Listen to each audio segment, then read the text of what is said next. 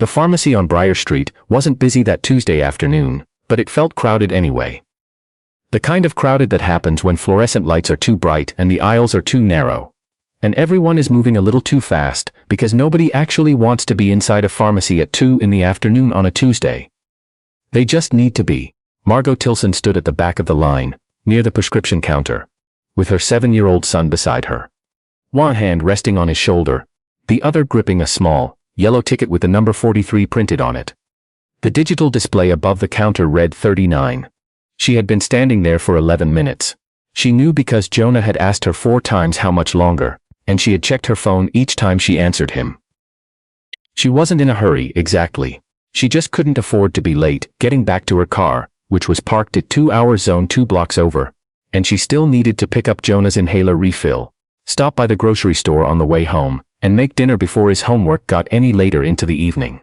These were the calculations she ran in her head constantly, the invisible math of a woman raising a child alone, where every minute costs something and there is no margin for anything to go sideways. The ticket display clicked to 40. Jonah tugged the edge of her coat. "Mom, that man is shaking." Margo looked up from her phone. 3 people ahead of her in line stood an older man, maybe 70, maybe older. He was wearing a neatly pressed button-down shirt the color of a faded sky, and his silver hair was combed carefully to one side. He held a small plastic bag from the pharmacy in one hand and his wallet in the other. But his hands were moving in a way that had nothing to do with nervousness. They trembled in slow, wide arcs, the kind of trembling that doesn't stop when you breathe deep or try harder. The kind that lives in your body and doesn't ask permission.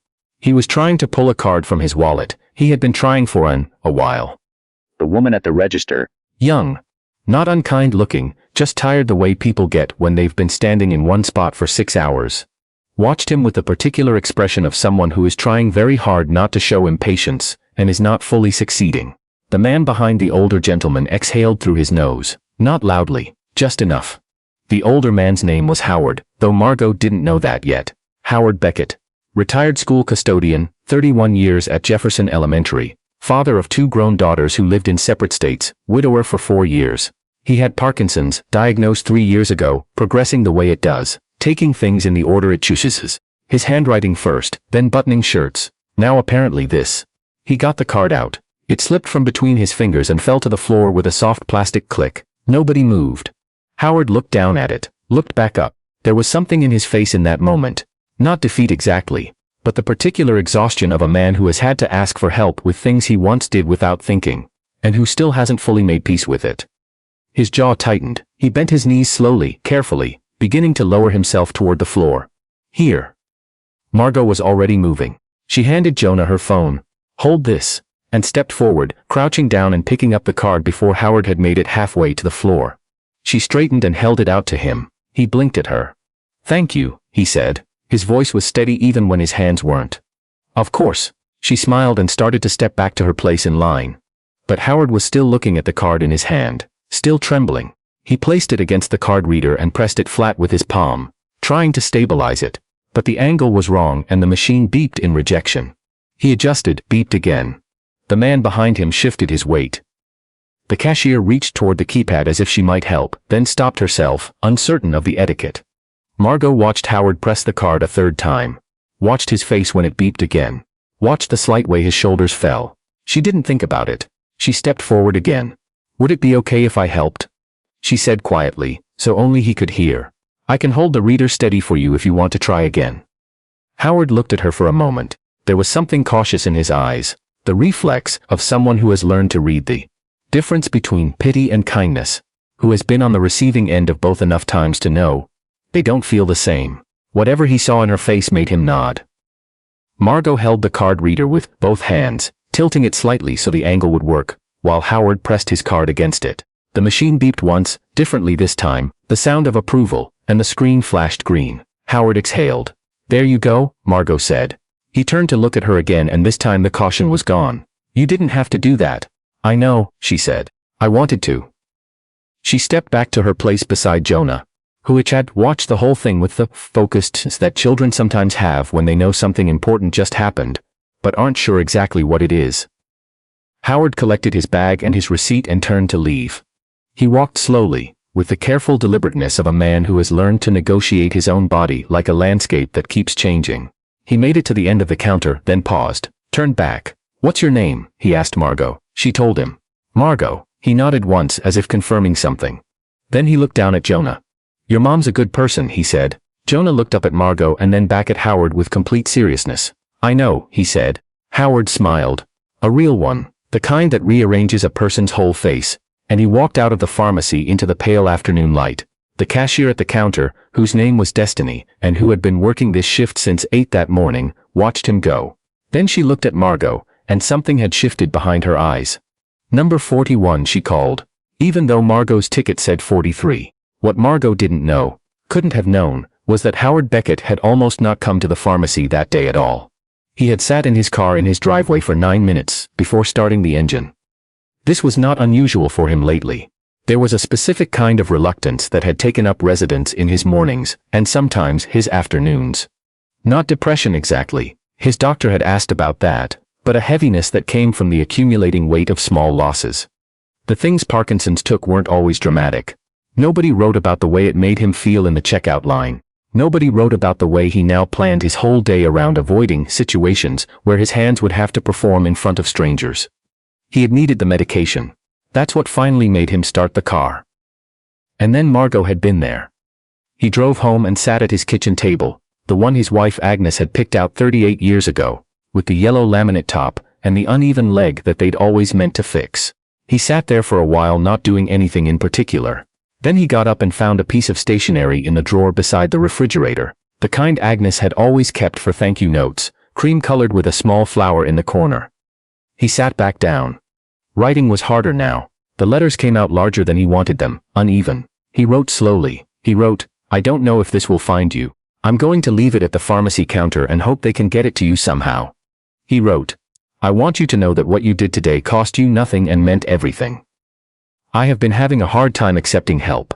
You made it feel like the most natural thing in the world. I don't know how you did that." He wrote, "Your son is lucky." He put the note in an envelope, wrote for Margo on the outside in his large unsteady letters, and drove back to the pharmacy. Margo got the note 3 days later. She had gone back to pick up a prescription she'd forgotten, and the young woman at the counter, not Destiny, a different one, handed her an envelope and said someone had left it for her. She almost didn't open it in the store. She tucked it into her coat pocket and walked out to the parking lot. She sat in her car and read it. She read it twice. She had been having her own kind of hard time, though she didn't usually name it that way to herself. Jonah's father had been out of the picture for 2 years. The job she'd had for 6 years had gone remote, then restructured, then eliminated her position 4 months ago. She had a new job now, less pay, longer hours, commute she hadn't budgeted for, and she was making it work the way she always made things work, which was by not stopping long enough to feel the weight of it. She was tired in a way that sleep didn't fix. And here was this note from a man she'd spent 45 seconds helping, written in large careful letters on cream stationery, with a flower in the corner, telling her that she had made something easier for him, that she had made it feel natural. She sat in the car for a while after she finished reading. She wasn't sure why she was crying. The good kind, she thought. The kind that means something got through a wall you didn't know you'd built. She didn't expect to see Howard again. But the following Saturday she was back at the pharmacy. Jonah had run out of his allergy medication faster than she'd calculated, and she saw him near the greeting card section, standing in front of the birthday cards, with a look of careful concentration, reading each one slowly. He was wearing a different shirt, dark green this time, pressed with the same deliberateness as before. She almost walked past. She didn't want to embarrass him, but he looked up and saw her, and his face did the thing it had done when he smiled before, the whole face rearrangement, and he lifted one hand in a slow wave. She walked over. "Margo," he said, "you remembered. I wrote it down." He said it matter-of-factly, "I write things down now. Doctor's orders." Jonah, who had come to the pharmacy under loud protest and was currently making it known by existing as loudly as possible beside her, looked up at Howard. "Are you the man from before?" he asked. "I am," Howard said. "My mom cried when she read your letter, Jonah the good kind," Jonah added, which was apparently something he'd been listening to from the back seat more carefully than Margo had realized. Howard looked at Margo. There was no pity in his expression, just recognition. The look of one tired person seeing another tired person clearly. "Would you and your son like to get a cup of coffee?" he asked. Then glancing at Jonah, "And hot chocolate?" Jonah said yes before Margo had finished deciding. There was a small diner next to the pharmacy called June's, the kind of place with vinyl booths and a pie display by the register and coffee that came in a real ceramic mug, not a paper cup. They settled into a corner booth, Jonah immediately absorbed in the laminated menu, even though hot chocolate was the only thing he was going to order. Howard wrapped both hands around his coffee mug to steady it as he lifted it. He did it without self-consciousness, the way you do things you've learned to do instead of fight. He told her about Agnes. Not all of it, not right away. Just that she had died 4 years ago, cardiac event, fast, no warning, they had been married 38 years. He said it simply, without performing grief, the way people do when grief has become so familiar it's just part of the furniture of their life. He said that the pharmacy was hard because Agnes had always come with him. She had been the one who handled the card reader, the one who helped him button his coat when his hands were bad, the one who had made help feel like love instead of loss. Margo told him about the job. About Jonah's father. About the particular arithmetic of raising a child alone. And what it does to your sense of proportion. How everything becomes about logistics, and somewhere underneath all the logistics is a person who hasn't slept well in 2 years. And can't remember the last time she did something just because she wanted to. Howard listened. He didn't try to fix anything. He didn't say it would get easier, didn't offer the kind of optimism that people offer when they don't know what else to do. He just listened, with the complete attention of someone who has learned, maybe through loss, maybe through time, that listening is not a passive thing. Jonah ate his hot chocolate with a spoon, which was something he did, and which Margo had long since stopped questioning. You know what I did for 31 years, Howard said. You told me in the letter. School custodian, Jefferson Elementary. You know what I noticed after about the first year? He looked at his coffee. The kids who had the hardest time, not the bad ones, not the troublemakers, but the ones who were really struggling. They were almost always the ones whose moms or dads were doing it alone. You could tell, not by what they had necessarily, by the look on their faces when the other parent didn't show up for the school play. There was this specific look. He paused. Your boy doesn't have that look.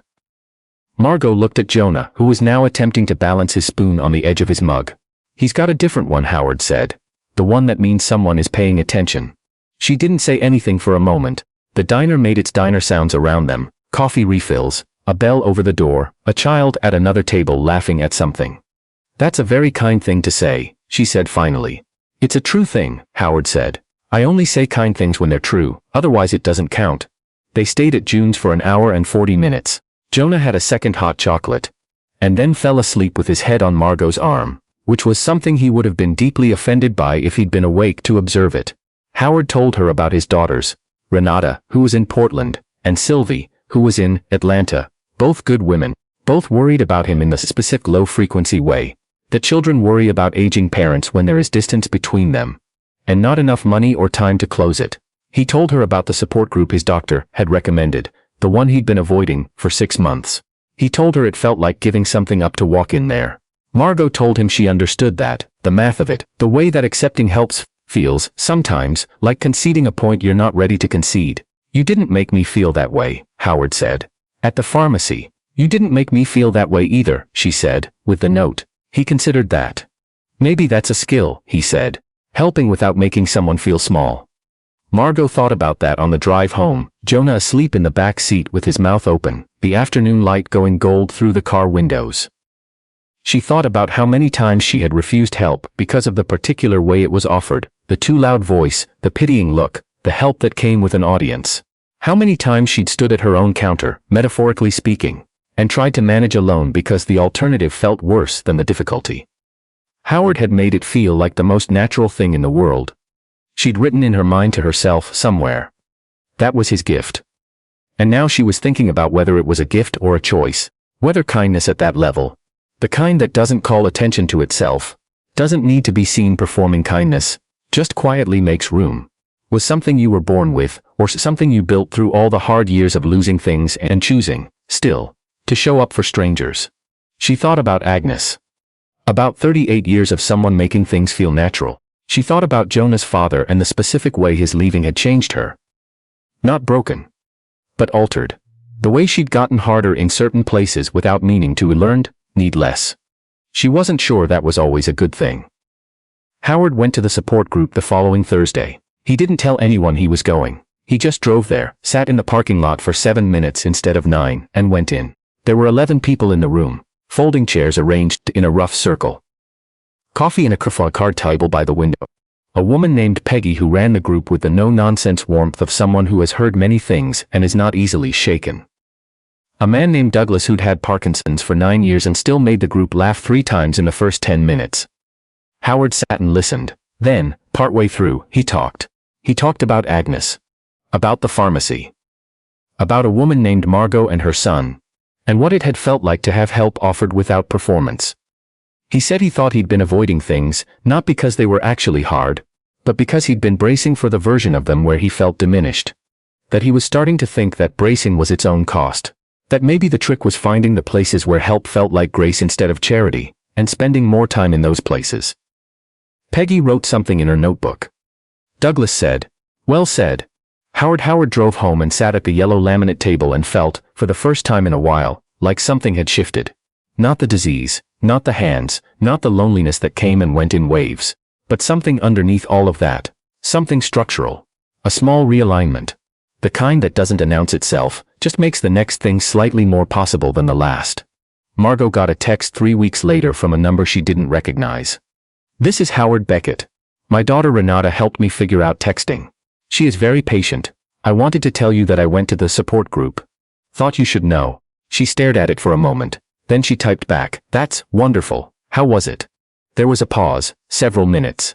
She imagined him typing slowly, carefully, Renata probably sitting beside him or having taught him in a video call, both of them figuring it out together. "Not as bad as I thought. A man named Douglas made everyone laugh. There is coffee. I will go back next week." Margo showed Jonah the text exchange at dinner. He read it carefully, the way he read everything, lips moving slightly. "Is that the man from the pharmacy?" "Yes, the one who said you were paying attention to me." "Yes." Jonah considered this. He went back to his macaroni then, without looking up. He should come to dinner sometime.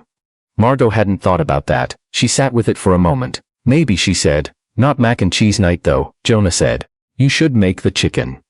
She did make the chicken. Howard came on a Sunday afternoon in early December when the light came in low and golden through the kitchen windows. And the whole apartment smelled like garlic and rosemary. He brought a box of chocolates from the pharmacy next to his house, the kind in the red box with the gold ribbon. The kind that Agnes had always liked. He mentioned this as he set it on the counter. And a card he had written by hand, large unsteady letters on cream stationery, that said "Thank you for this." Jonah showed him his Lego collection with the seriousness of a curator. Howard looked at each piece carefully and asked questions that made Jonah explain things, which Jonah liked more than being simply admired. Margo stood at the stove and listened to the two of them in the next room. Jonah's voice rising and falling with the enthusiasm he reserved for things he cared about, Howard's voice low and steady and genuinely interested. She thought about the pharmacy, the fluorescent lights and the narrow aisles, and the 45 seconds that had somehow led here. She thought about the note in the cream envelope. "You made it feel like the most natural thing in the world." She thought about what Howard had said at June's, that it was skill or maybe a choice. Helping without making someone feel small. She thought that maybe that was what she'd been doing without knowing it her whole life. Trying to keep Jonah safe not just physically, but from the particular smallness that comes from watching your parent drown. Trying to make difficulty feel manageable, to make need feel normal, to make their small apartment and their tight budget, and their two-person world feel like enough, instead of like a compromise. She had been making things feel natural for years. She just hadn't known that was a thing you could do on purpose. She finished the chicken, called them both to the table. Howard settled into the chair across from Jonah, adjusted his silverware, wrapped both hands around his water glass without comment, without apology. Jonah said, with 7-year-old authority, "I'll pour the water so you don't have to lift the pitcher." Howard looked at him. "Thank you, Jonah." "It's fine," Jonah said. "Mom says that's how it works. You just help. It's not a big deal." Howard looked at Margo across the table. She raised her eyebrows slightly. "The way you do when a child says back to you the thing you hadn't realized you'd said." "Your mom is right," Howard said. They ate dinner while the December light faded outside the window, the three of them in no particular hurry to get anywhere else. And sometimes, not always, not in every story, but sometimes, that is exactly where the changing begins.